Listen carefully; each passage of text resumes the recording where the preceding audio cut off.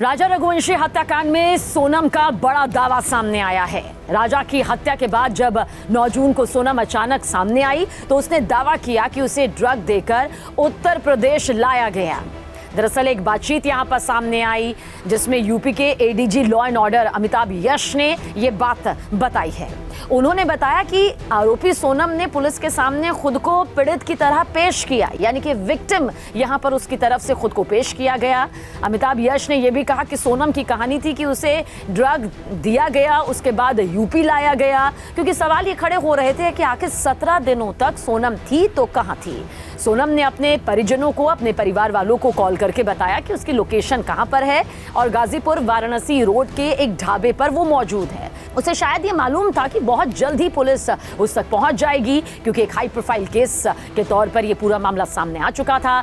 सोनम के परिवार वालों ने मध्य प्रदेश पुलिस से कांटेक्ट किया, संपर्क किया। एमपी पुलिस ने यूपी पुलिस को इसकी खबर दी। हालांकि मेघालय पुलिस के बयान से सोनम के दावे पर सवाल खड़े हो रहे हैं। मेघालय पुलिस का कहना है कि सोनम 23 मई से लापता होने के बाद सामने आई ही नहीं थी। वो 9 जून को तभी सामने आई जब पुलिस मामले के बाकी आरोपियों तक पहुंच गई। मेघालय पुलिस का कहना है कि यह बात अपने आप में सारी कहानी बयां कर देती है, सारा खुलासा यहां पर रख देती है। और देखिए, इस बीच खबर यह भी सामने आई, बड़ी जानकारी के तौर पर बताया यह जा रहा है कि सोनम और उसके कथित प्रेमी राज कुशवाहा ने राजा रघुवंशी की हत्या की ये पूरी प्लानिंग की थी। मास्टरमाइंड यहां पर किस तरह से ये दोनों रहे, ये पूरी प्लानिंग की गई और इन दोनों की सबसे बड़ी मिलीभगत सामने आई।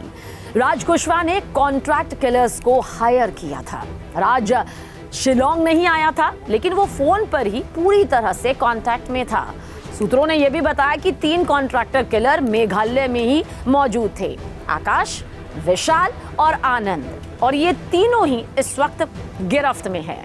आकाश भी गिरफ्त में है, विशाल भी गिरफ्त में है, आनंद भी। और वारदात के वक्त सोनम राजा को जानबूझकर सुनसान रास्ते पर ले गई। इसके बाद कॉन्ट्रैक्ट किलर्स से राजा की हत्या करवा दी गई। राजा और सोनम की शादी 11 मई को ही हुई थी। राजा रघुवंशी का परिवार इंदौर में ट्रांसपोर्ट के कारोबार से जुड़ा हुआ है। 20 मई को राजा और सोनम का हनीमून ये पूरा शुरू हुआ। ये इंदौर से बेंगलुरु होते हुए असम के गुवाहाटी पहुंचे थे और इसके बाद ये कपल मेघालय पहुंचा था।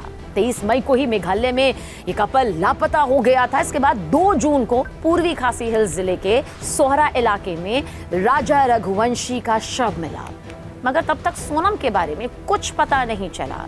कई टीमें बना दी गई, जगह जगह दबिश दी गई। परिवार का रो रो कर बुरा हाल हो गया, दोनों ही परिवारों का। एक ने अपना बेटा खोया तो बार बार राजा रघुवंशी का परिवार ये भी कहता नजर आया कि हम चाहते हैं कि उनकी बहू कम से कम लौट कर वापस आ जाए, वो सही सलामत हो। सोनम का परिवार भी सामने आया, वो भी यही मांग कर रहा था कि उनकी बेटी को जल्द से जल्द ढूंढा जाए। सोनम अचानक से 9 जून को सामने आती है।